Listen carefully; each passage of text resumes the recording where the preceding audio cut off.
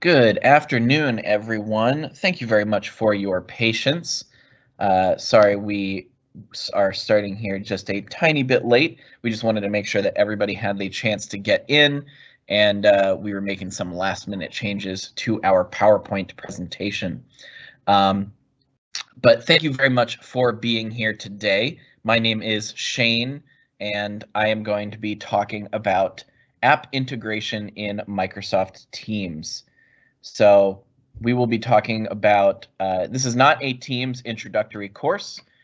We've already done a couple Teams fundamentals trainings, and we'll go ahead and publish the playlist that has the recording for those trainings here in a couple minutes. And you will be able to go to that playlist and check out any of the past trainings that we have done. But today we will not be doing an intro to Teams. We will be talking about app integration in Teams and how you can use apps to make your life just a little bit easier when using Microsoft Teams. So like I said, my name is Shane, and I work for the Impact Enterprise Department for Microsoft. And it is my job to ensure that our customers are successful with our Microsoft products and services. I'm also joined today by Abby, who is also a Microsoft employee, and she will be monitoring the Q&A, and she may jump in here and there to add a few things, as well as if we have any pressing questions come in, she will let me know. And it looks like we do have our first question, which is asking about a roadmap for app integrations for GCC. So there is actually a roadmap. I know that because of the whole work remote COVID thing, it is a little bit, they have shifted their priorities a little bit. But Abby, if you do not mind going and linking the roadmap for GCC, that would be wonderful. Yep, you got it. I will publish this question. If you don't see a question published, it's typically just because I'm privately responding, or it might be specific to your organization. But I also will probably publish some questions that do kind of appeal to the larger group, but don't feel like we're not publishing your questions for anything other than just private responses. But take it away, Shane. Yeah, so that's another thing about presenting in these live events. You can submit your questions, and they will be sent to myself and Abby privately. And we can then choose to publish them and answer them publicly, or just answer them privately. So don't worry, we are going to get all of your questions that you send to us. They just may not be published for the group at large to see. But with that, let's go ahead and talk about app integrations with Teams. First, just real quick, I do want to show you, this is our schedule for our trainings. Today we are doing app integration, but next week on Tuesday, we will have our Smart Meetings training, where you can learn how to use Teams to maximize your efficiency when it comes to meetings. And then next Thursday, we will have a Teams fundamentals and office hours mix. So this is going to be, we will talk about some intro to Teams stuff, but we will also, it will be more of an interactive Q&A session where we will be there specifically to answer any questions that you have about Teams, whether it's fundamentals or advanced. We're going to have our experts on the call for that one. And then the following Tuesday, we will be talking about productivity in Teams with an emphasis on app and tab integration. So it's going to be similar to this training that we are having today, but it's going to go a little bit more in depth for certain things. And then Thursday, August 27th, we will go into best practices for Teams. Things that, you know, we have learned using Teams on a day-to-day basis for the past 3 years or so, as we've been using Teams in Microsoft. And we're going to talk about our experience and what some best practices are. Yeah, and Shane, I'll go ahead and add on to that a little bit. The final session in August is actually, it's a best practice session, and it's also going to be something that we haven't done before. We're asking for your feedback via a survey to kind of cater this session towards what we hear from end users. You know, we're coagulating some data to suggest what topics would be best. But this, if there isn't a consensus, the session will be mainly focused on federal best practices. But I will include a link to that survey. Any feedback you have, any topics that you think we should cover more, there's some specific questions and some open-ended questions. So please take 2 or 3 minutes, either during this or after this, to fill that out for us so that we can make these the most valuable for you as we move forward. Thanks. Awesome. Thank you, Abby. Yeah, please give us your feedback. We want to know how you feel about these trainings and what we can talk about in the future. So, as you may be familiar, if you have attended our fundamentals training before, Teams is the hub for teamwork in Office 365. And with Teams, you are able to communicate and collaborate through chat, meetings. You can have collaboration with the power of Office apps. You can run all of your Office apps directly from within Teams itself. It is deeply integrated with Office 365, including the utilization of your digital identity. So your permissions, your presence, and more are tied to your digital identity, and that is all run through Teams and the broader Microsoft 365 environment. So today, we are going to just briefly cover, and I'm not going to go deep into this, we're just going to briefly cover some of the basic Teams capabilities, just as a refresher, and then we will talk about some of the integrated Microsoft 365 apps that we can use within Teams and beyond. So as I mentioned, you can instant message and have your presence from your digital identity represented within Microsoft Teams. You have persistent IM or chat history for one-to-one chats or 1-to-100 chats if you want to have your group chats. And that is going to be very similar to Skype for Business if you're used to Skype for Business and you've used that before, or if you use text messages, direct messages, any kind of group chats on your phone, Teams is going to work very similarly. One thing that I always like to mention, however, is the way files are shared within Teams is going to be a little bit different when you talk about sharing within a chat or sharing within a team itself. Teams on the whole is built on SharePoint. And I'm actually going to talk about groups a few times throughout this training because a lot of apps within the Microsoft ecosystem use Microsoft 365 groups, formerly Office 365 groups, but we have changed the branding on that a little bit. But a Microsoft 365 group is essentially a group that exists within your organization that is created by somebody, and other people are invited to that group, and it can be either a public group or it can be a private group. And the person who creates it is an owner. They can then invite other people as members, and they can designate those members as owners if they want to as well. And the reason I bring that up is because every time a Microsoft 365 group is created, they are then given a SharePoint that is either public or private based on the way the group is created. And once that SharePoint is created, you can then create a team within Microsoft Teams out of that SharePoint as well. You also get a shared Outlook inbox. You get a shared OneNote. You can use Planner with your Microsoft 365 group. You can use Stream with your Microsoft 365 group. And you also have a shared calendar within Outlook as well.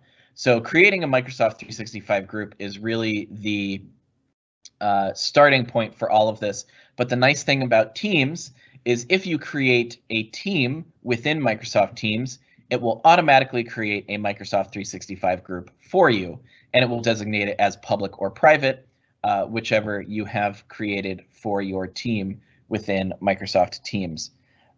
So the reason I bring all that up is because a SharePoint is created anytime a Microsoft 365 group is created.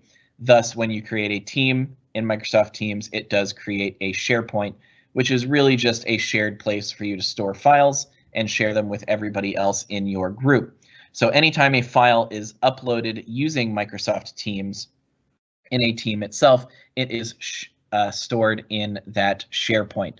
And when we talk about some of these apps in a little bit, we will talk about how they can use that SharePoint to be able to access those files we are looking for.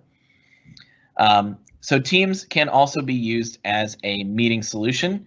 You have access to your screen sharing, your meeting recording, and your video sharing. And it's easy to track recurring meeting activity before and after. So right now what we are doing is called a live event, which means we basically, myself and Abby, have a what is very similar to a Teams meeting that we are inside of. However, everything that is happening within that Teams meeting is being broadcast to all of you. It is being broadcast to the attendees. So I am currently sharing my screen. I am sharing this PowerPoint presentation. But because it is a live event, instead of just being between myself and Abby, it is being broadcast to all of you here. If I were to turn on my camera and have just a normal video call, you would be able to see my camera because it's being broadcast to everybody. If I were to just stop sharing my screen and just have a regular audio call, that's all you would hear is you would just hear the audio and you would not see anything on the screen. It would say something like the live event will continue in a moment. So that's all really cool, but we do have a specific training on live events, so I'm not really going to go any further into it. Again, if we get that playlist posted in the announcements, you'll be able to see our training we did on live events. Actually, just earlier this week, we did that one on Tuesday. And I definitely recommend going into that. But all of those things are features of a Teams meeting as well, except a Teams meeting is going to be private for everybody who is invited to that Teams meeting. And another cool thing about the Teams meeting is if a meeting is made recurring within Microsoft Teams, then the chat for that meeting will be persistent between all of those recurring meetings.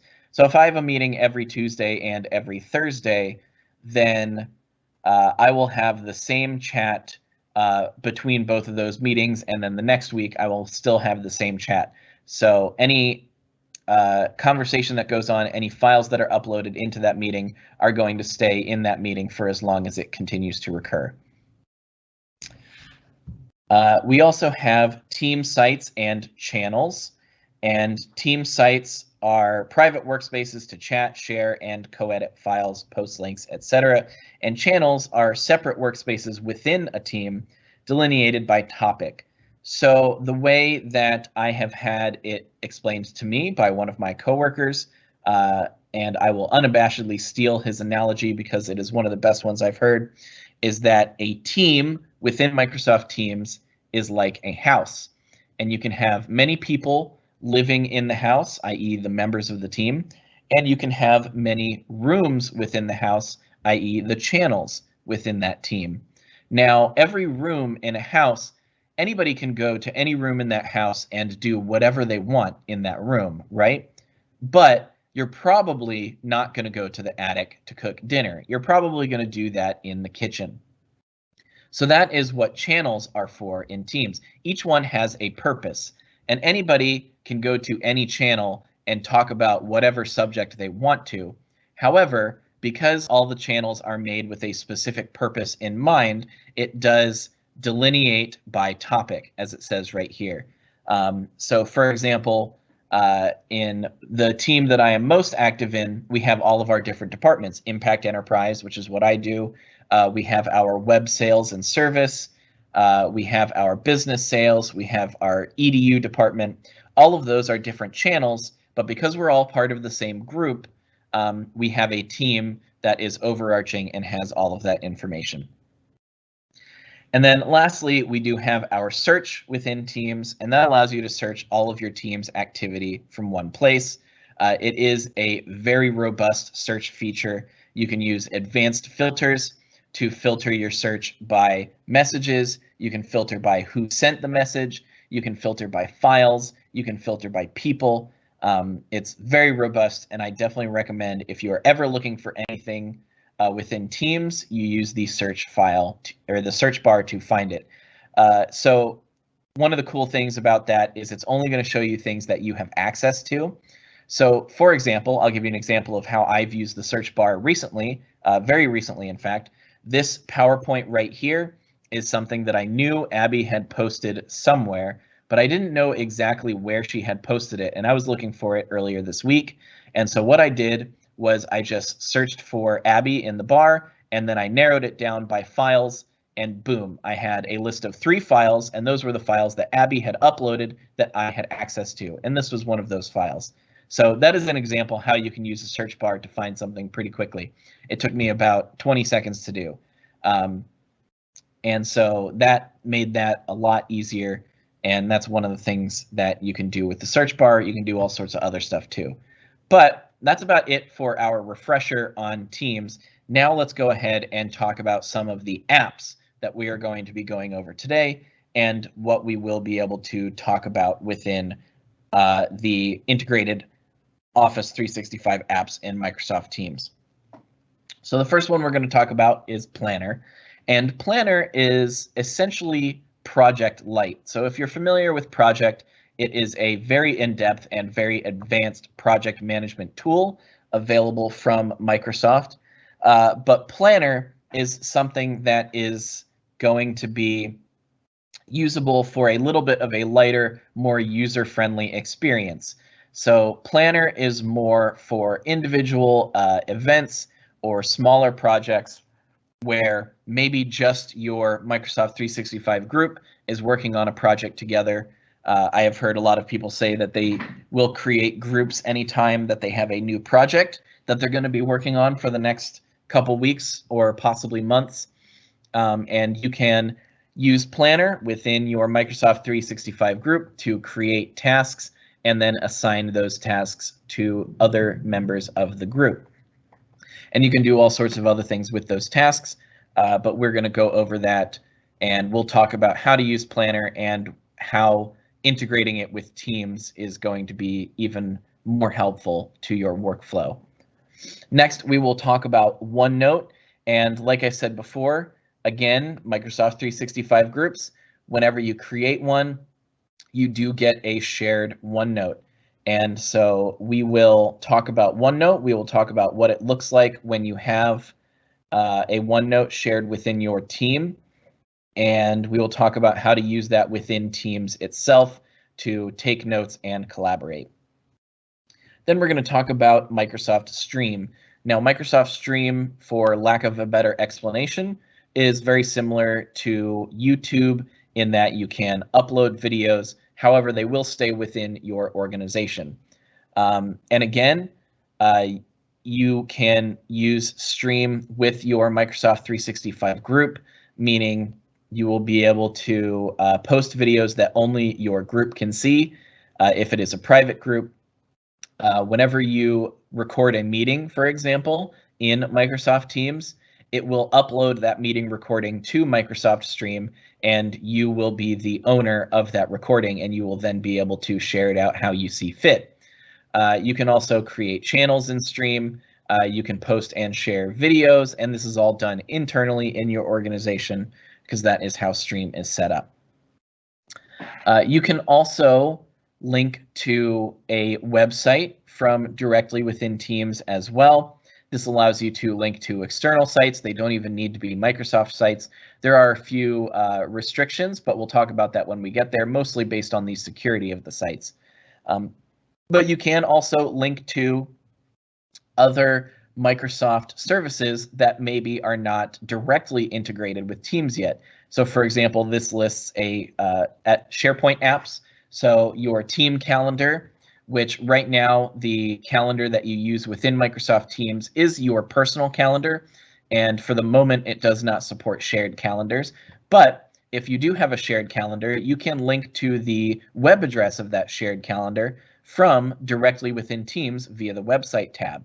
And so if you do that, people in your team will still be able to go and access that team calendar. Another use I have found for it, because I have been playing around with Power Apps recently. They're very cool and they're very fun to use, but it requires a lot more coding knowledge than I currently have to be able to compile and export a Power App for use within Microsoft Teams within my organization. However, one way I can get around that is with the website tab.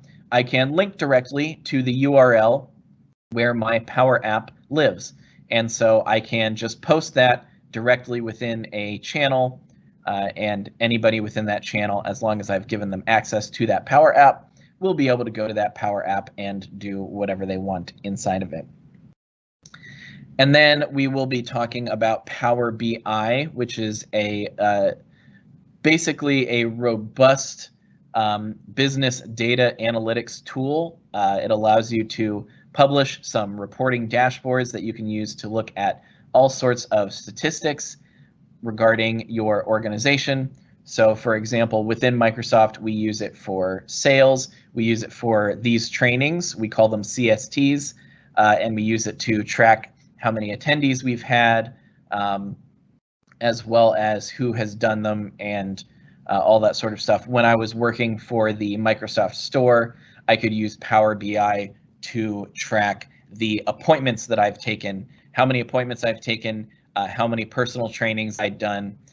And then again, I could also use it to track sales. So how many devices I'd sold, whether or not I sold the complete with them, so on and so forth. So there's all sorts of things you can track with Power BI. And the last thing we will be talking about is forms. And right now, the only way to integrate forms within Teams is with a bot. And it seems like certain tenants do not have bots enabled. And because of that, we will actually just be integrating forms using the website tab for now. But I'll talk about forms a little bit, and we'll talk about what we can do with forms and some of the cool things that we can do with forms. All right, so I know that was a lot of information right there, but let's go ahead and start talking about these apps one by one and what you can do with Microsoft Teams regarding each of these apps. And while I switch over to the demo, let me see if we have any questions. It doesn't look like it, so let's go ahead and get our screen over here. Uh-oh, I just noticed that Brandon has joined us, and I hope he wasn't here when I just mercilessly stole his analogy about teams and channels being houses and rooms, because I don't want him to know that I have stolen that. So now here we are in Microsoft Teams. Let me see if I can make this a little bit bigger for you. And there we go. Hopefully you should be able to see. So when you are adding apps to integrate with Microsoft Teams, there are a couple ways that you can do it. So when you create a team, what apps you have available by default is determined by your system administrator. But over here on the left in the navigation menu for Microsoft Teams, this little ellipsis right here, if you click on that, it will give you a list of other apps you have available. So right now within this Teams tenant, I can see that calls and files are default, and they're just not showing over here because I did zoom it in a little bit. But we also have the OneNote app here. We have the Planner app here. We have Shifts, we have Stream, we have Who, and we have Wiki. Now, if I wanted to access more apps, you can see I have a More Apps button down here. But that is also the same as this button in the lower left here, which this will give me access to all of the apps that I am able to use within Microsoft Teams. Now, as you can see, there are plenty of apps that we can see in here. Oh, here we have Power Apps right here. That's pretty cool. And SharePoint and lots of other different stuff. I'm not really going to go through all of these right now. Ooh, is that the new tasks? No, it's not. It's the old one. Darn. We've actually got a new tasks app coming out that I'm really excited for, but it's just still not quite rolled out yet. So yeah, as you can see, there's lots of different apps. What tenant you're on, again, determines what apps you are able to use.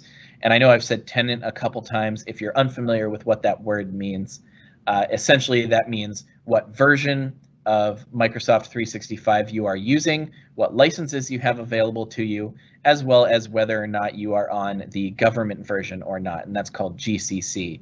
And the government version is always going to be a little bit behind and that is because when things are approved for government, they have to go through a much more rigorous and extensive approval process.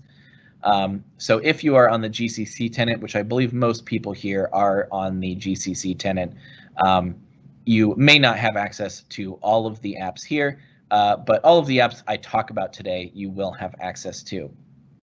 So the first thing I'm going to talk about is Planner.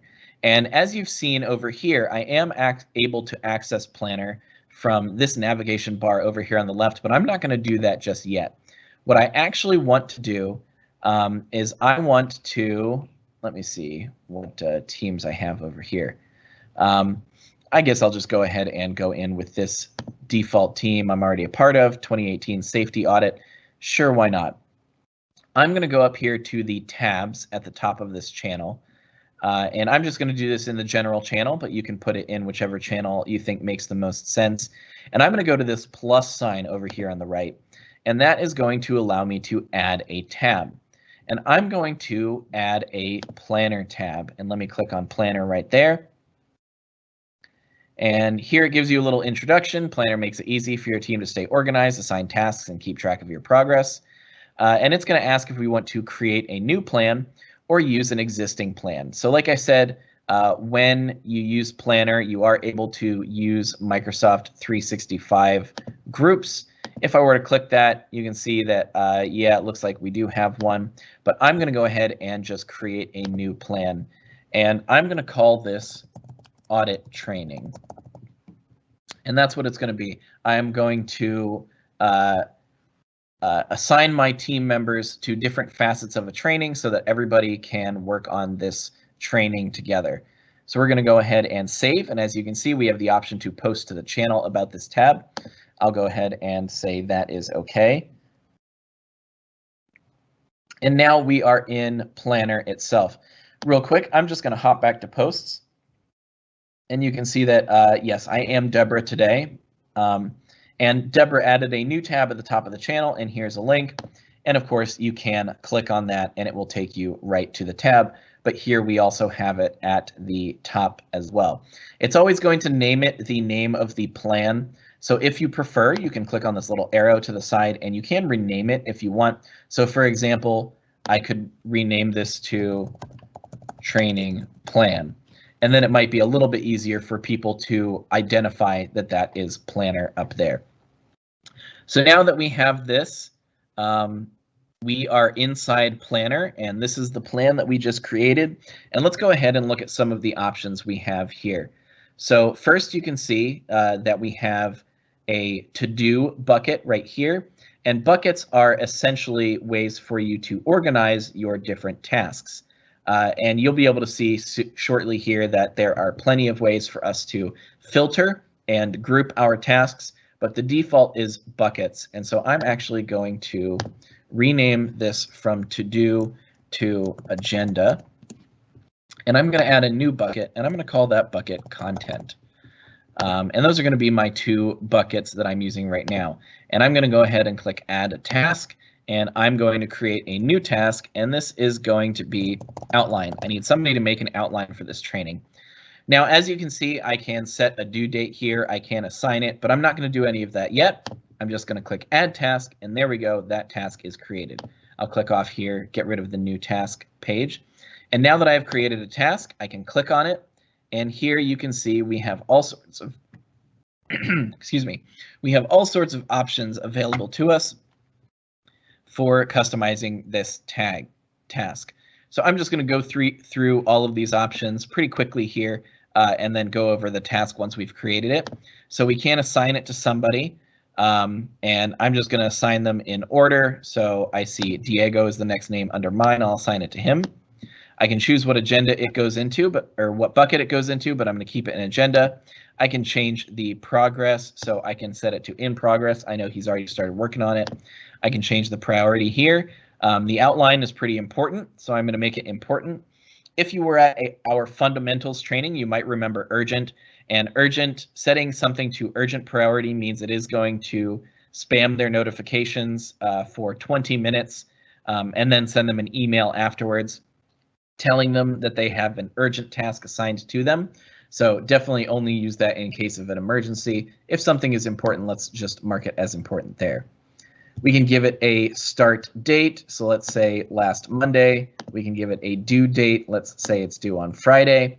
We can give it a description. Please create the outline. And we can choose to show that on the card, which is going to show it over here on this outline card right here. We can create a checklist.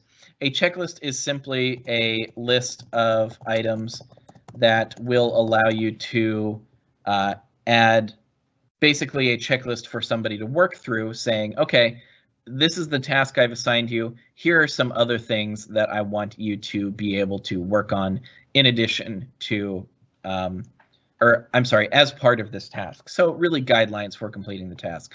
So let's say I want Diego, as a part of the outline, to work on a PowerPoint presentation and also a talk track. And we've created a nice little checklist for him there. We can also add an attachment. So if we wanted to add a file or a picture or something along those lines, we can do that. We can add that to a task as well. So a picture could be used to identify the task, or maybe if we've already started on the PowerPoint presentation, we can add it as an attachment, and then it would show here. If I click add attachment, you can see I can upload a file. I can link to the file, or I can add it from SharePoint. And here's a hint. If I were to upload a file, it's actually going to upload it to SharePoint because, like I said, creating a plan does add that plan to an existing Microsoft 365 group, and they are already going to have a SharePoint. So if we upload that file, it is going to put it in SharePoint, but we can also just link to a file we already have in SharePoint. And then lastly, we can put in some comments here, and let's say, please see me before completing or marking this task complete. And click send, and there we go. Now we have a comment, so we have an ongoing conversation. The last thing I want to talk about before I pop out here is there are labels that you can add as well, and you can customize these labels. You can give them different names. So let's say the red label is going to be blocked, the yellow label is going to be at risk, and the green label is going to be on track. And now I can use these labels to quickly identify these tasks. And let's say this one is on track, so we'll give it that label there. And lastly, I'm going to go ahead and show the checklist on the task so we can see here. Now this is what the task card looks like now that I've made some changes to it. Still got that name up there. I can check this box right here whenever it's done, but I can also check on these checklist items. And as you can see, once I check a checklist item, it is going to disappear like that. And like I said before, the checklist is a guideline, and that means you don't actually have to go through and check off everything within a checklist to mark the task itself as complete. However, it does allow you to essentially track your progress within the task itself. You can see down here, we have some new symbols on our card telling us some information. So we have an exclamation point here telling us it's important. We have a half-filled circle here telling us it's in progress. We have a due date here, and we have an icon showing us that it has comments. And then we have our one of two checklist items completed. Now let's say, and then we also have our label over here on the side here. Now let's say that I've added some checklist items and I've decided that maybe these checklist items are a little bit too much. I want Diego to work on the outline, but I don't want him to worry about the PowerPoint presentation and the talk track. I can actually go over here and click on this arrow, and that is going to make that into a new task. And I'll do that for the talk track too. And now we have two new tasks where before we only had one task. So we have three total. I'm going to show those notes on the card there. So now that we have these new tasks, maybe I have decided that I want to change where these tasks are located. I don't think PowerPoint presentations should be an agenda anymore. I think that's more of a content thing. So what I could do is I could click in here and I could click on bucket to change it to content here. But there's an even easier way. The nice thing about Planner is I can just drag this and I can move it over here, and now it's in a new bucket. So now that I've done that, let's just go ahead and let's assign these to different people. Johanna can work on the talk track. Let's say it is at risk, it's not started, and it is low importance. And it was supposed to be started on Tuesday, and it's supposed to be done next Monday. There we go. I think that's good for now. For the PowerPoint presentation, let's go ahead and assign that one to Joni. And that is blocked. It is in progress. Its priority is, we'll keep it at medium. And it was supposed to be started today, and it's supposed to be done today too. I know that's really short notice, but that's okay. I think Joni can handle it. And then maybe we'll add a couple new tasks here. Let's add somebody needs to make a picture board for the presentation, and somebody needs to make a video for the presentation as well. And let's go ahead and assign picture board. We'll assign that one to Jordan. And this one is actually already completed. Jordan went and worked ahead, so good job. We'll mark that one as on track because he already completed it. We'll say that was important too. And that one was assigned today, and it wasn't supposed to be done until next Friday. There we go. And now that we already have a completed task, you can see that it hides the task, and now it says show completed down here. Very nice. Lastly, the video, and I'm going to just assign that to myself, Deborah. We'll say that it's not started, medium priority. And I know this is silly given the context, but we're just going to go ahead and make it due yesterday. And that one's going to be blocked too. And now, as you can see, we have, Quick question. Yeah. Do you know where the Planner tasks are being stored? I don't know. Are they in SharePoint? I'm looking it up, but we have a question. I mean, they're stored on the cloud in Planner, I guess. I don't know if they're actually, they have actually. Let me go to files real quick, and we'll just go to this SharePoint. And see, because every SharePoint has something called site contents, which allows us to see basically everything that has been created. Let me see if I see anything in here for Planner. Yeah, I don't see anything in here for Planner. Yeah, we may have to get back to you on that one. Yeah, that's an interesting question. Yeah, I've never thought about it, but that'd be good to know. So I'll try to track that answer down for you. And then another question on Planner specifically, is there a way to sort within buckets by due date or progress or priority, or are they just listed by latest input? I will get to that shortly. That is going to be something I will be covering soon. Okay, sounds cool. Thanks, Gene. So now you can see we have all sorts of tasks created. We have a task right here that is late, and you can see that it has been shown. It's red, and you know what? I'm sorry. I'm going to zoom out just a little bit, just so that I can see this a little bit better. If that's too far zoomed out, let me know. But I just want to be able to see everything a little bit easier. And we have this has turned red because it is overdue. And now that we have a bunch of different tasks created, we can begin to filter and group our tasks. So first we have a filter option right here. And if I click on that, you can see there are many different ways to filter it. I can filter by due date, so I can filter only my late tasks. I can filter things due today. I can filter tasks due tomorrow, and then all the tasks due this week and all the tasks due next week, as well as anything beyond that or with no due date. I can also filter by priority. So if I had any urgent tasks, I could filter by that. I could filter by just important tasks. I can filter just my medium tasks or just my low priority tasks. I can filter by the labels. So I've created these 3 labels. So I can look at my blocked tasks, my at-risk tasks, and my on-track tasks. And then I can filter by bucket. They're already organized by bucket right now, but once we start grouping them by things other than buckets, filtering them by bucket will make a little bit more sense.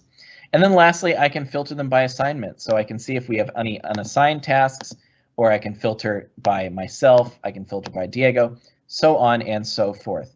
So those are how you can filter your tasks. You can actually even filter by keyword. So if you know that there's a description of a task or a name of a task, and you have so many tasks that you can't find it, you can filter by the keyword. So I can type in outline, for example, and there I am filtering by that outline there. But another option we have is the ability to group by, and here we can actually group our tasks by different sections, not just bucket. I can also group by assigned to, and if I group by assigned to, you can see that the first group we have is unassigned, so it'll show us if we have any unassigned tasks, so we can be sure to assign them as quickly as possible. But then it's always going to show you next. After unassigned, it is going to show your tasks and tasks that have been assigned to you. And then after that, it's just going to show everybody in alphabetical order. And as I scroll down, I can now see that Jordan has already completed the task that he's been given. And I can see that my task is overdue. So maybe I want to go in and I want to assign Jordan to this task. And once I do that, maybe I want to have my fingers in as many pies as possible. So let's go ahead and assign myself to a few other tasks as well. I can't complete my own task, but you know, maybe I'm just one of those managers that I need to be involved in everything. So I'm going to assign myself to all of these tasks here. And now you can see that those tasks have appeared under my assigned to group as well. Next, we can group them by progress. So we can look at all the tasks that have not been started, ones that are in progress, and ones that are completed. After that, we can assign them by due date, so we can see the late tasks. It's always going to show you late tasks first, and then it's going to show you anything due today, anything due tomorrow, anything due next week, and beyond if we have the ability to, if we have tasks that are due beyond next week. And then we can group them by our labels as well. We are only using these 3 labels, but you can see it's going to group them all by those labels. And then lastly, we can group them by priority. And we'll see the urgent tasks first, and then important, and then medium, and then low.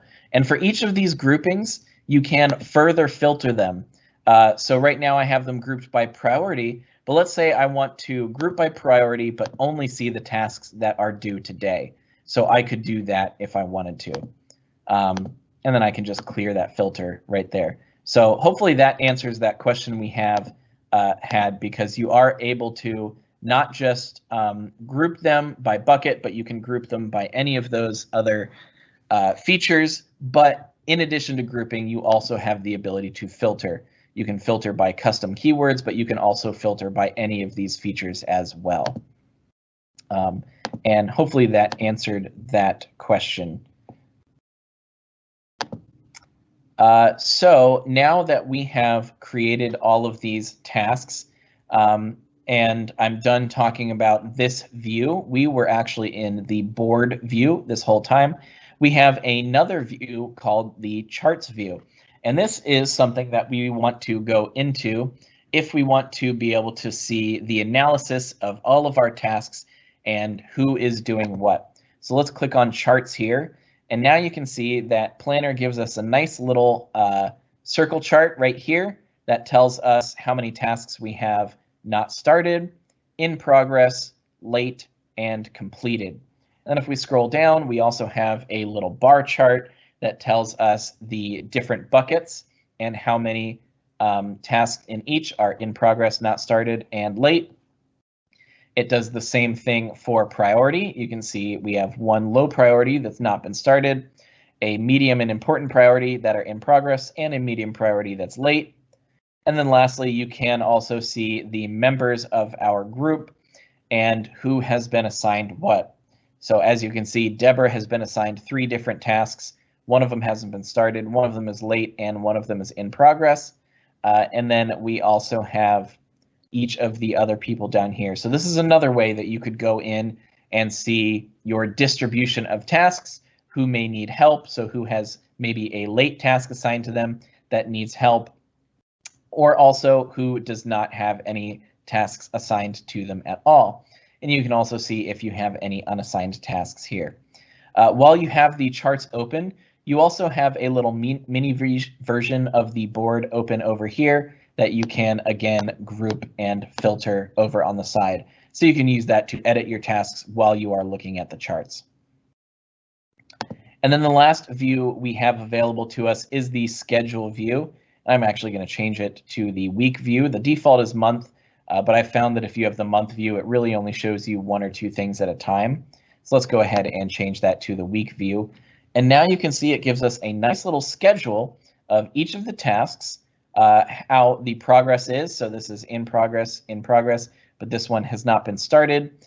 It's red if it is late. And you can even go to next week and see that we have the talk track due next Monday as well. And you'll notice one of the tasks isn't even here, and that is because that task has been completed. So as you are looking at the schedule, it will not even show you the tasks that have been completed, because this is just trying to show you exactly what you are looking for. And it's not available here, but on the planner website, you can even go in and you can add this schedule to your Microsoft 365 Groups shared calendar. If you don't want to add it to the shared calendar, you can also download it to your Outlook as well if you want it to show up on your calendar. So that is all pretty cool. There's one more thing I want to talk about when it comes to Planner, and then I'm going to move on to OneNote. So if you have any other Planner questions, please ask them now. But the last thing I want to talk about is I mentioned how you can find Planner over here in the navigation bar to the left, but I added it as a tab first. And that is because when you add it as a tab, it allows you to create tasks for other people in your team. However, if you go over to this ellipsis and you find Planner in this menu, what it's going to do is it's just going to show you the tasks that have been assigned to you. So here we can see these are the tasks that have been assigned to Deborah. You can see we have the not started tasks. We have a lot here that haven't been started that are overdue. These 2 were due back in September of last year. Oh boy. But here I can see all of my tasks, and just like I could in the other view, I can decide how to group them, but now I can group them by plan because these are going to show me all tasks from all sorts of different plans, all different varieties of plans. And I can see we have the audit training, I have the CDOT action items, process stage plan, team plan, all the plans that Deborah is a part of, all the tasks are going to show here, and I can then filter them however I want, and I can group them however I want as well. So that is how you can use Planner to create tasks for yourself and your coworkers, which will allow you to easily execute projects and create workflows between you and your fellow employees. I like Planner a lot. Unfortunately, I don't really have a way to use it myself because I am much more of an independent contributor in that I really just prepare for these trainings and deliver these trainings. But when I worked in the store, we used Planner when it came to things that we needed to get done in the store. We had our managers and learning specialists would create tasks in Planner and assign them to us, and we would get notifications whenever they were due. Planner activities are undergoing a change. Oh, that's probably because, so I talked about the new app that's coming that I'm excited for. It's just going to be called Tasks, and it is actually combining Planner and To Do into the same app. So I'm really looking forward to that one. I don't know when it's going to be coming. It's not even out for commercial yet. I don't know when it's going to be coming to GCC, but essentially, if you're familiar with To-Do, it is a personal to-do list that Microsoft makes that you can use to track things that you need to do, but they are combining To-Do and Planner into the same app called Tasks. So you will be able to essentially make to-do lists for yourself and then assign those tasks and those to-do lists to other people if you want as well. So I'm looking forward to that, but that's probably why Activity is not working, because they're integrating it with Tasks. And then you can look at Recent, you can look at All, and then get Help and About. So that's about it for Planner. Before I move on to OneNote, do we have any questions about Planner? Still trying to track down where everything is stored, but nope, you're good, Shane. Alrighty, cool. So let's go back to Teams. And now that we are done with Planner, we can go back here and we're going to talk about OneNote. So once again, we can access OneNote here on the side, and let's go ahead and click on that and see what it does. So when I click on OneNote over here on the left, what it's going to do is it is going to search out and find my personal OneNote. So this is because I'm logged in as Deborah, it is looking for Deborah's personal OneNote. And as you can see, there's not really anything in this OneNote. Deborah hasn't used her personal OneNote at all. And I can go up here, and if I had multiple personal OneNotes, I could look at those. I can go under this Recent tab here, and I can look at the recent notebooks. Actually, recent notebooks are not supported in the GCC environment, displaying Teams notebooks instead. Okay, well, so that's the same as if I were to click on Teams. That is okay. And here we can see our team notebooks. So if I wanted to, I could go in and I could access these OneNote notebooks. And these are notebooks that have been created and are shared OneNote notebooks within my teams. So each of these is part of an Office 3 or Microsoft 365 group, but they have also been created within Teams itself. So let's go back to Teams in the navigation bar over here on the left, and let's add a new tab again. And now this time let's select OneNote, and we can add OneNote as a tab. It's going to fetch my notebooks. And here we go. I have the option of creating a new notebook, or I can post a OneNote link if I wanted to link to a different OneNote that somebody shared the link with. But this is the notebook that is created for the 2018 safety audit team. So I'm going to go ahead and I'm going to add that. Again, I can post to the channel about the tab. That's fine. And I'm going to click that.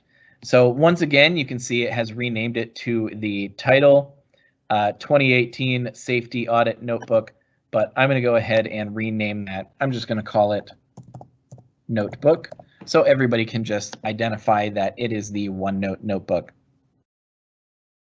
And now we are in OneNote. So let's go ahead and talk a little bit about OneNote and what it has to offer you as well.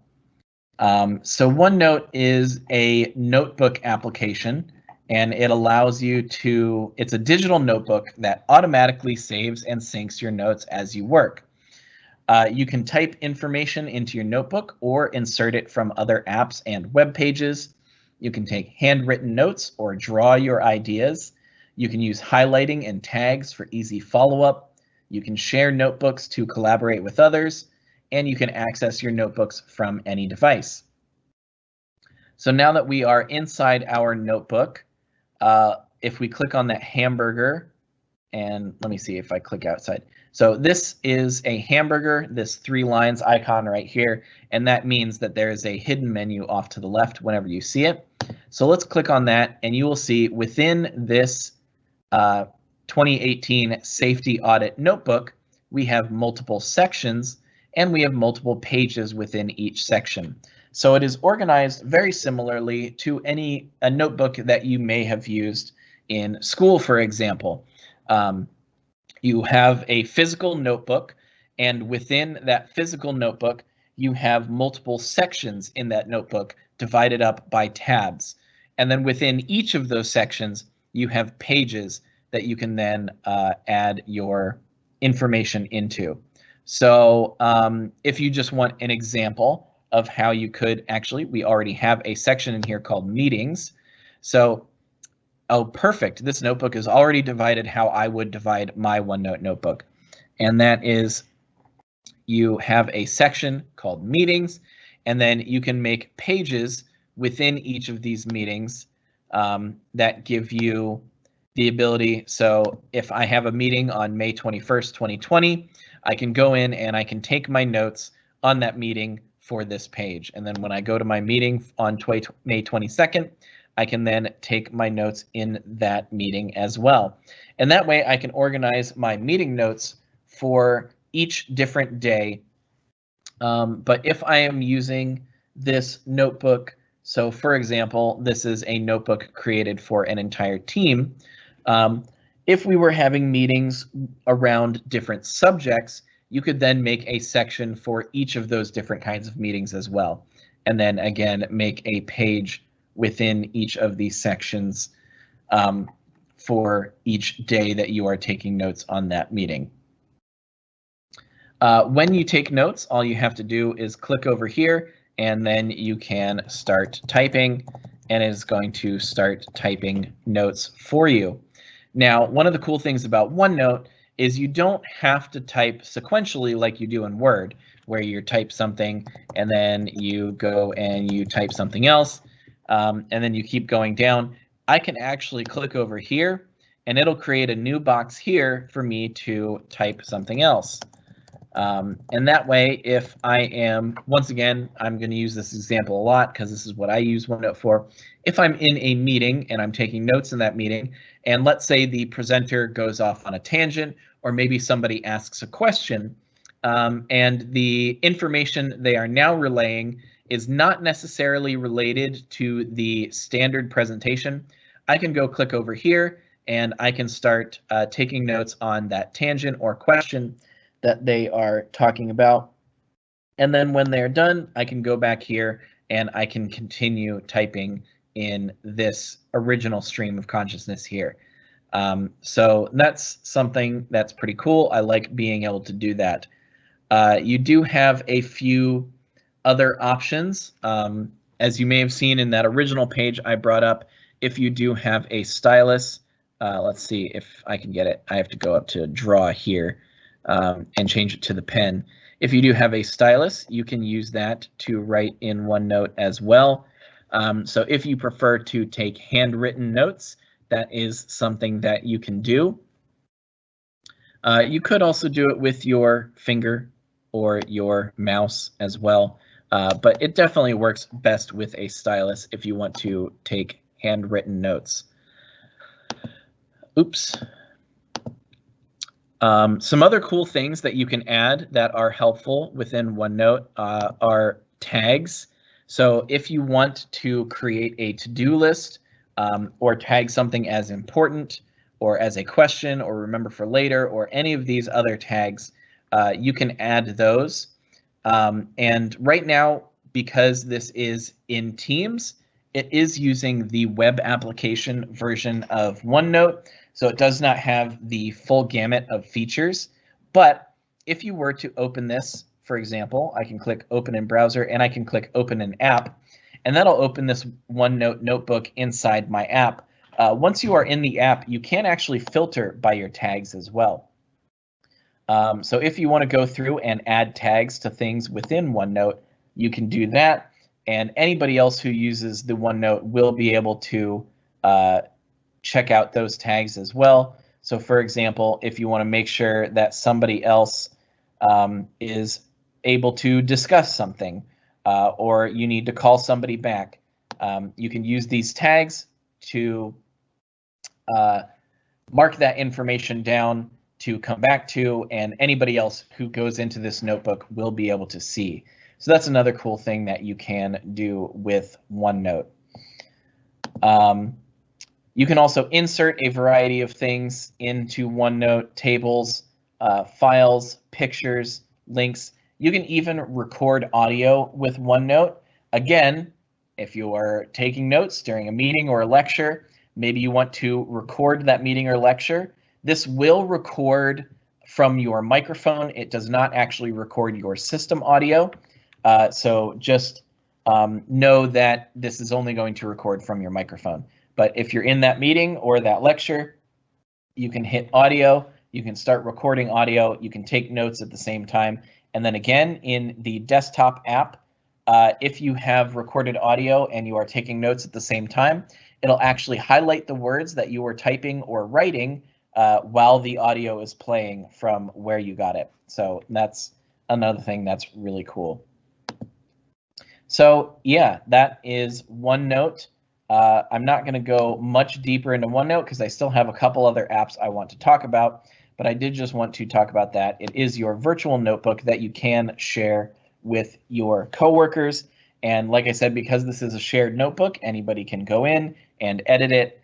You could even have a different section for each person. Actually, one more thing I wanted to add is when you insert a file, it will actually save the file. You can insert it as an attachment or you can insert a printout. The printout essentially just puts a picture of that file in OneNote and then it's done. So if you insert a file printout from a Word document, for example, it'll just slap a picture of that Word document into OneNote and it's done. People can go in and read it, but they can't change anything about it. However, if you insert as an attachment, it is very similar to how it behaves when you when you upload a file in Teams, in that anybody with access to this notebook can open that file up and make changes to it.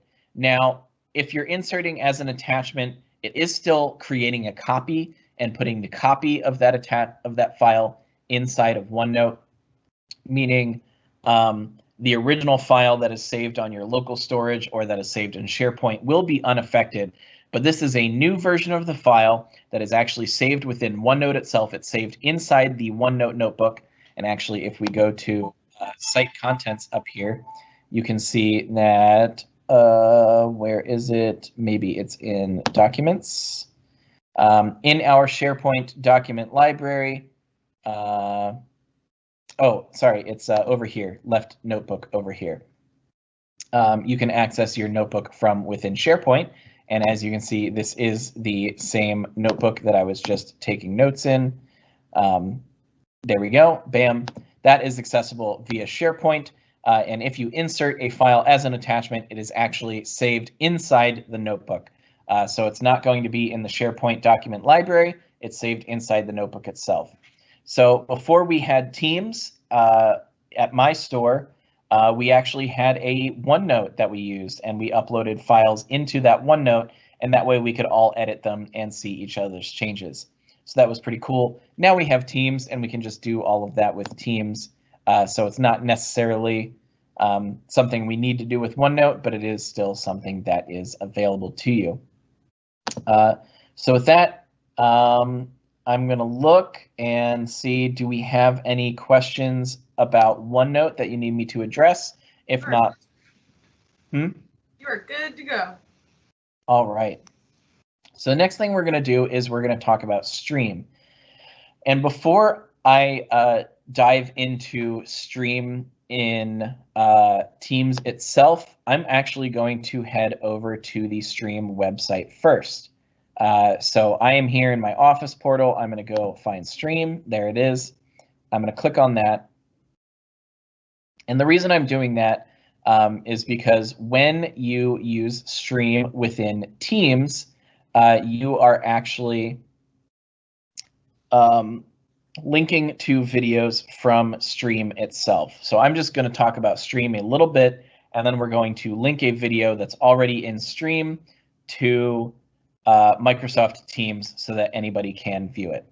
So Stream, like I said, is the video hosting platform for your organization. Any videos uploaded to Stream are only going to be visible to people within your organization or people added as guests to your organization's tenant as well. And sorry, give me 1 second here. There we go. Let me just give a little introduction about Stream real quick. So Microsoft Stream is an enterprise video service where people in your organization can upload, view, and share videos securely. You can share recordings of classes, meetings, presentations, training sessions, or other videos that aid your team's collaboration. Microsoft Stream also makes it easy to share comments on a video, tag time codes in comments and descriptions, to refer to specific points in a video and discuss with colleagues.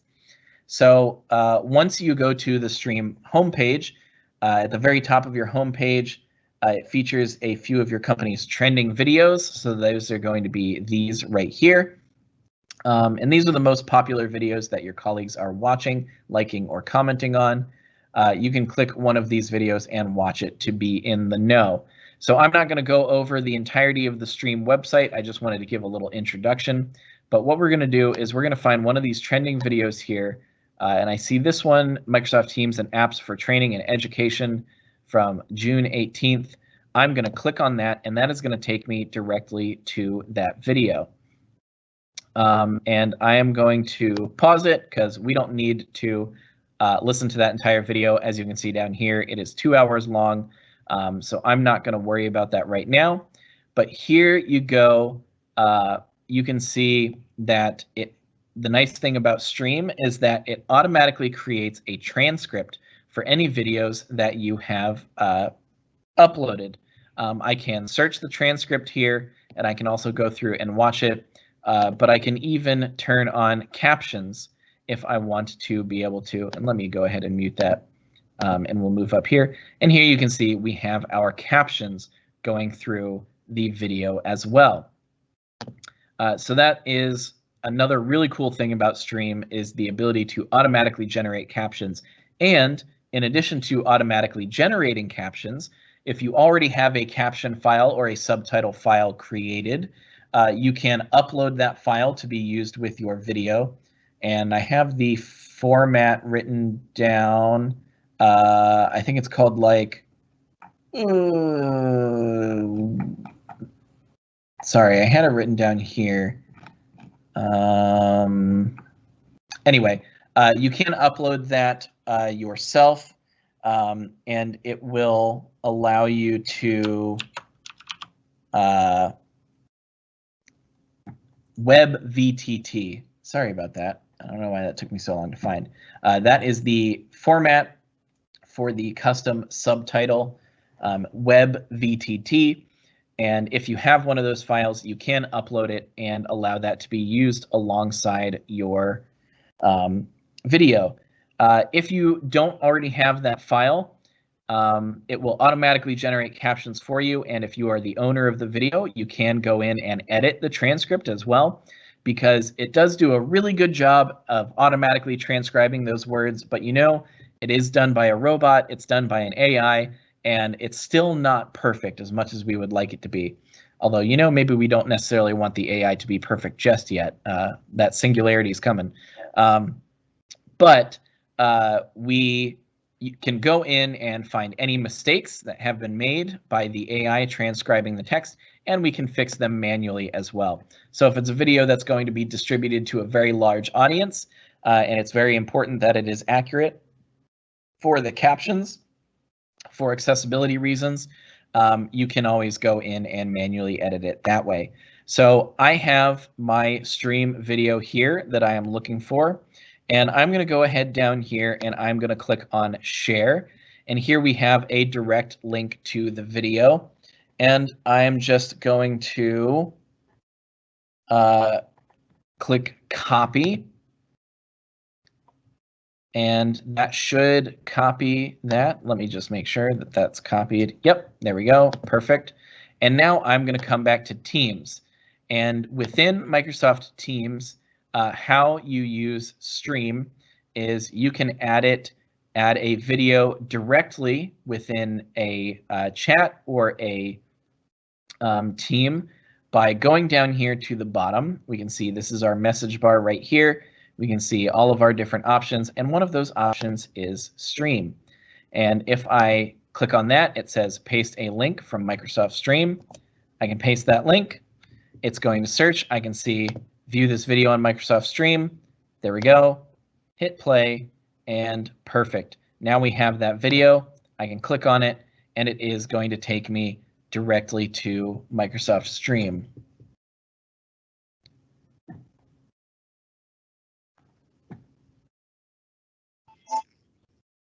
Oops, sorry about that.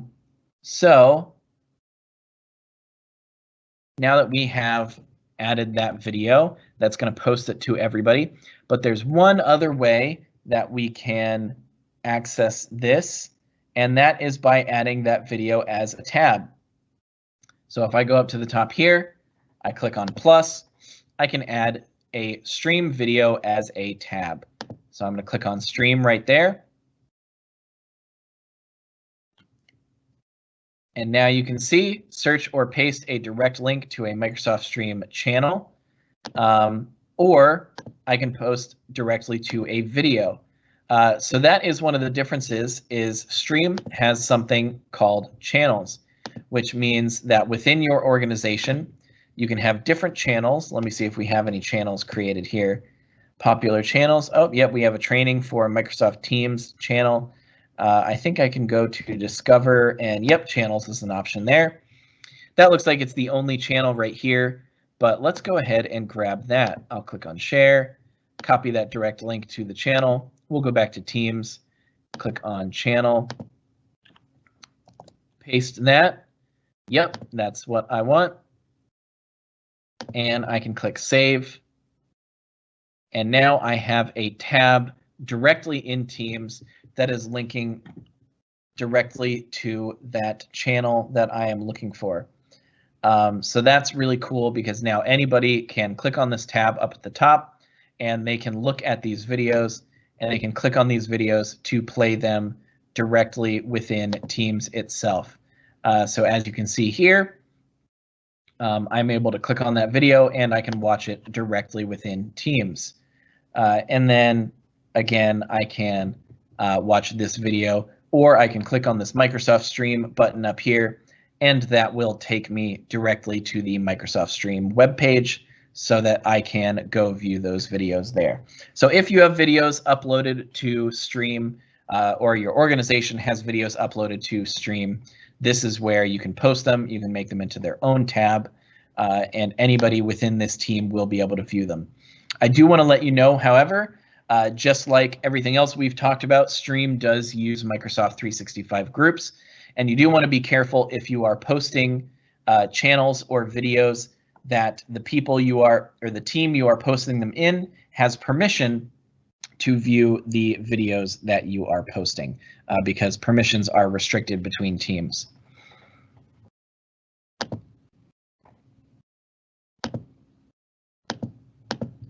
All right, so next I want to talk about adding a website.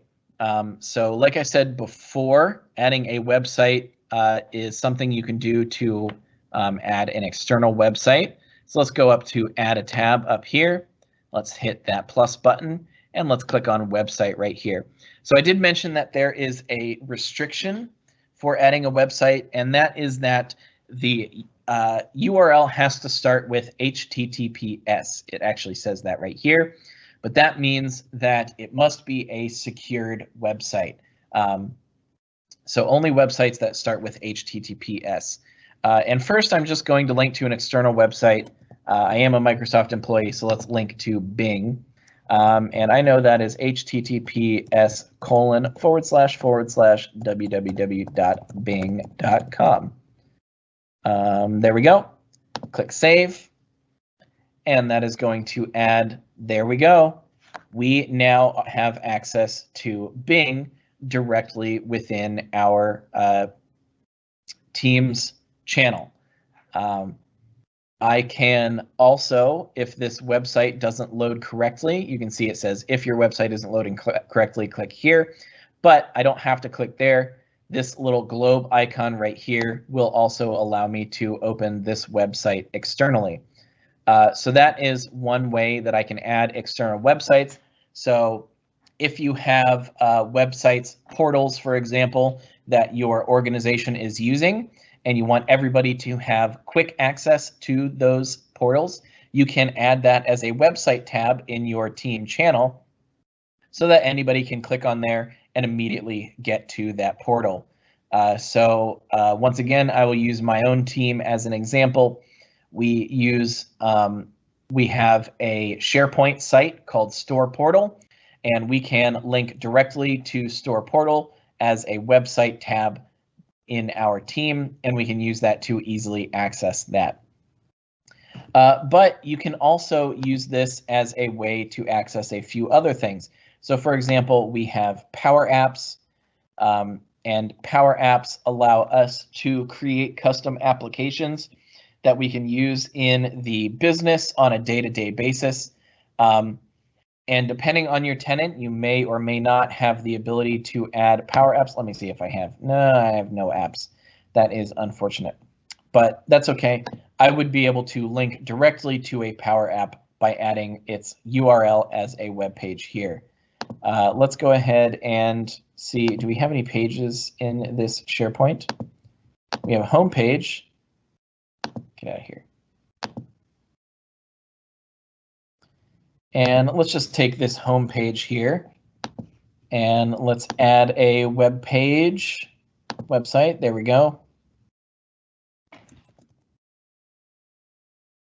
Call that SharePoint, put the URL here, hit save. And there we go. Now we can go directly to our SharePoint site right from our team. And that allows us to, instead of having to go into files and click open in SharePoint, we can directly look at the SharePoint page. If you're unfamiliar with how to use SharePoint, basically one of the things you can do is you can create a home page that acts as your own little website for your organization or your group.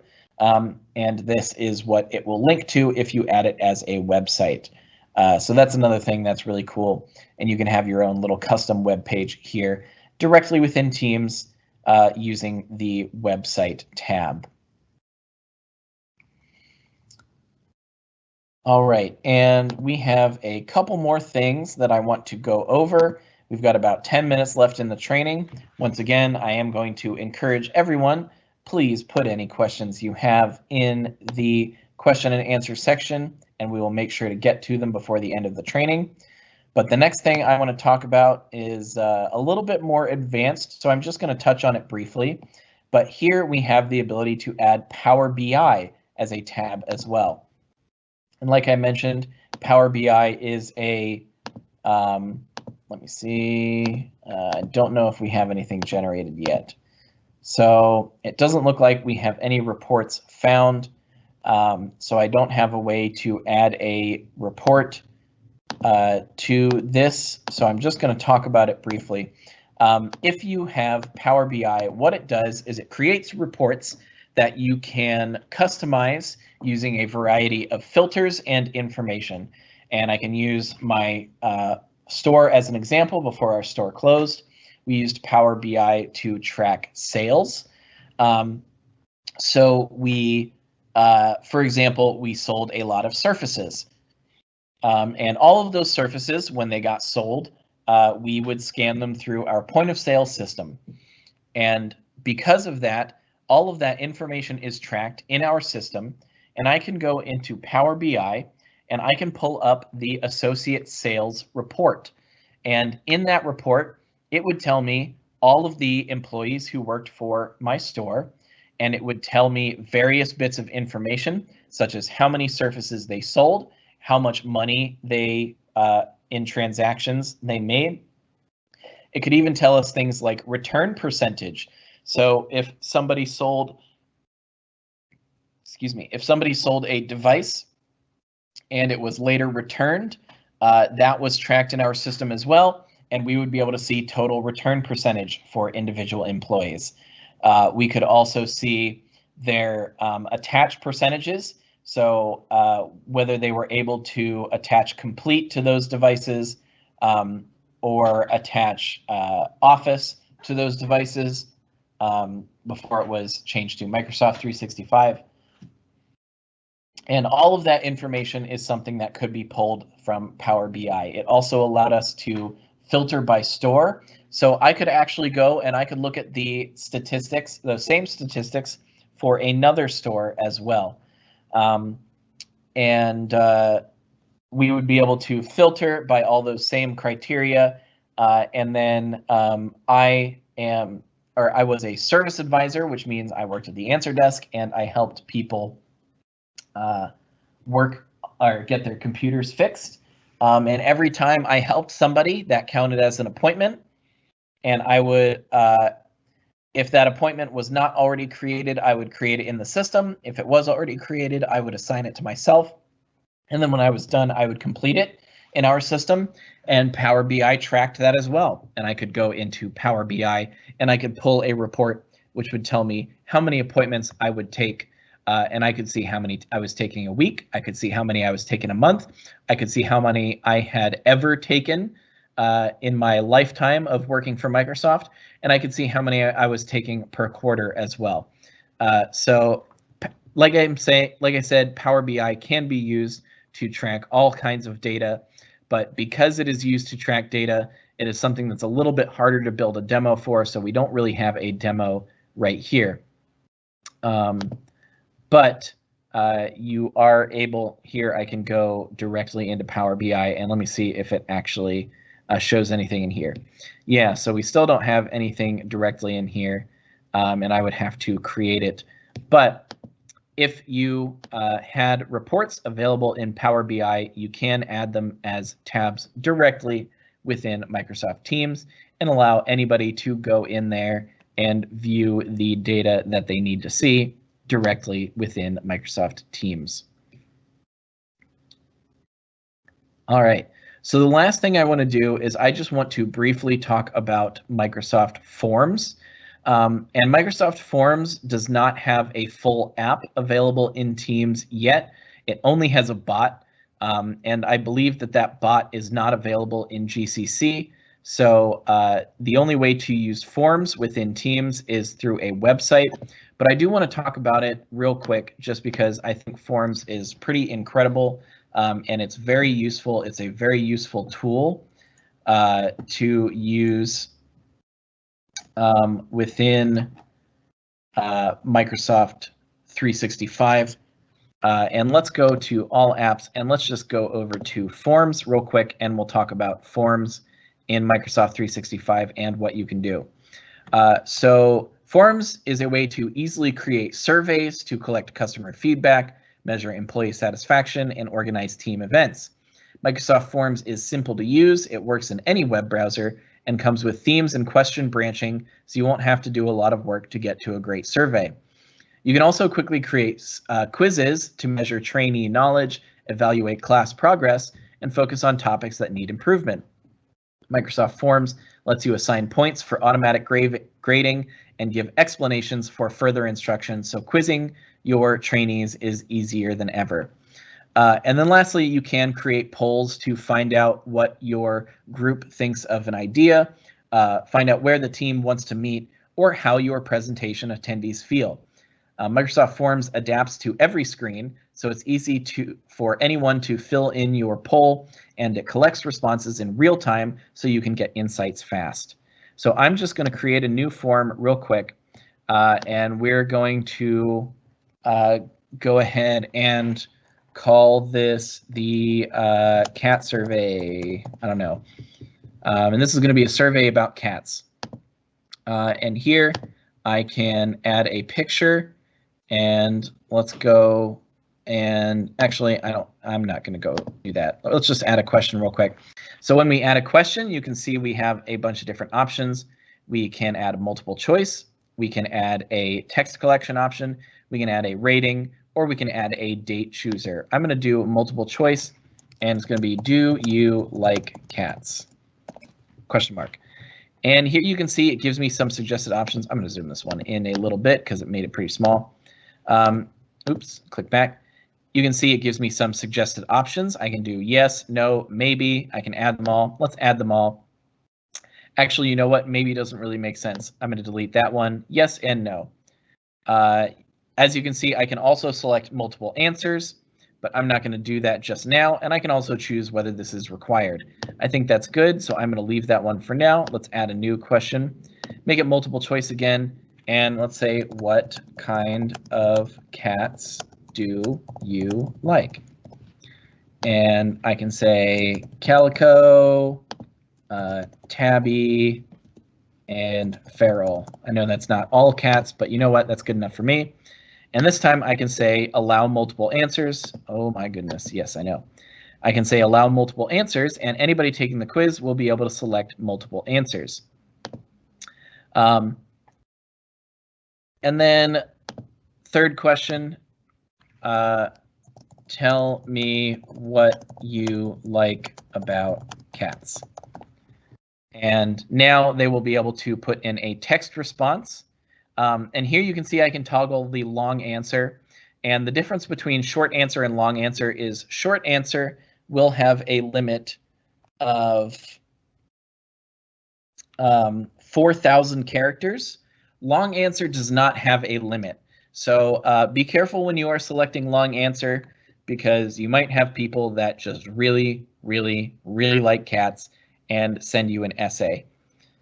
And then lastly, I can choose rating, and please rate your love of cats. And as you can see, default is a 5-star rating, but I could also change it to any number up to 10, and I can also change it to a numerical scale if I wish as well. And there we go. I think that's good. Let's go ahead and look at what this survey looks like. So I can click preview up at the top. And now I can say, do you like cats? Yes. What kind of cats do you like? I like tabby cats, but I can also select some other options here, but I'm just going to do that. Tell me what I like about cats. They're cute. And please rate your love of cats. I'm going to say 10 because I do really like cats, and I'll submit that. Great.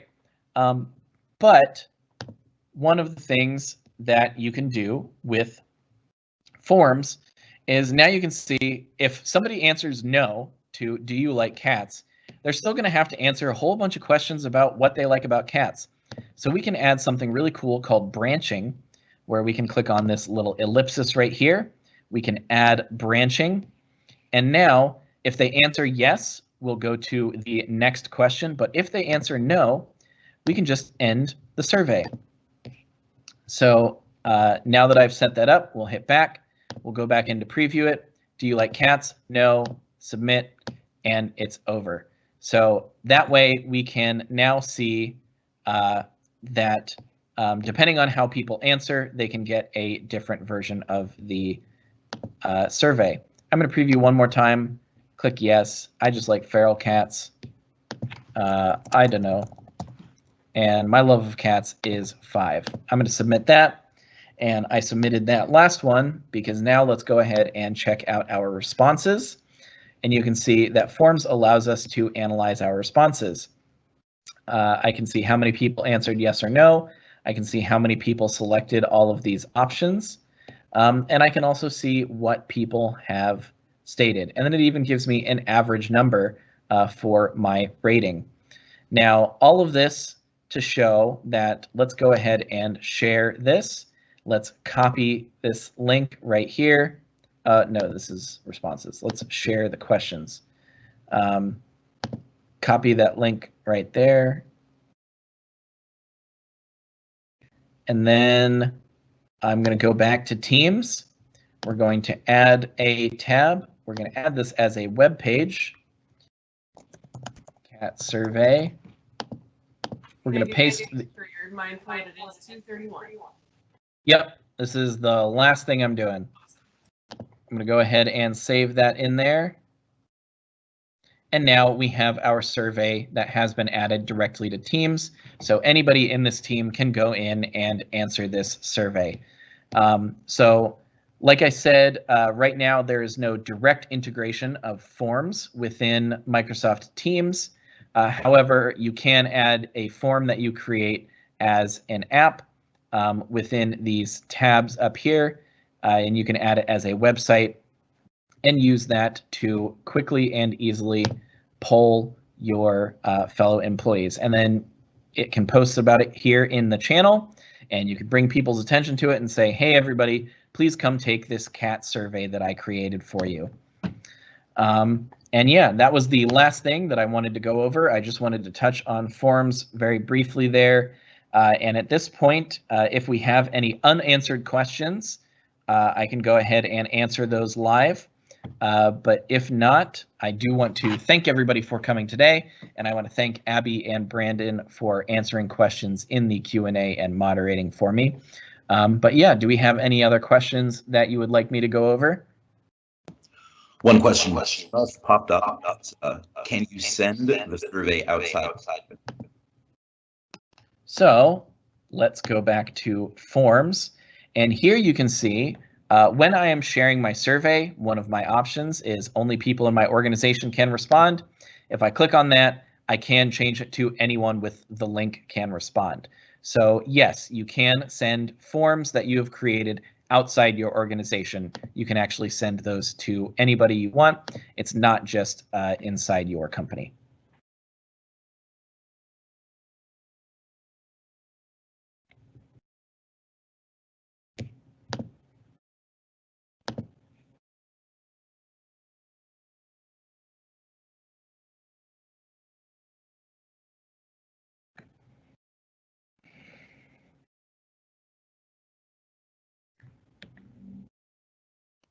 Chat is currently clear. All right. Well, I think we're going to go ahead and end this. The Q&A will still be open after we end it. So if anybody has any last-minute questions, please feel free to put them in there. But once again, I do want to thank everybody for being here today and enduring my apps integration with Microsoft Teams training. Thank you, Abby, for giving us the opportunity to be here, and thank you, Abby and Brandon, for moderating the Q&A. And everybody, please have a wonderful day.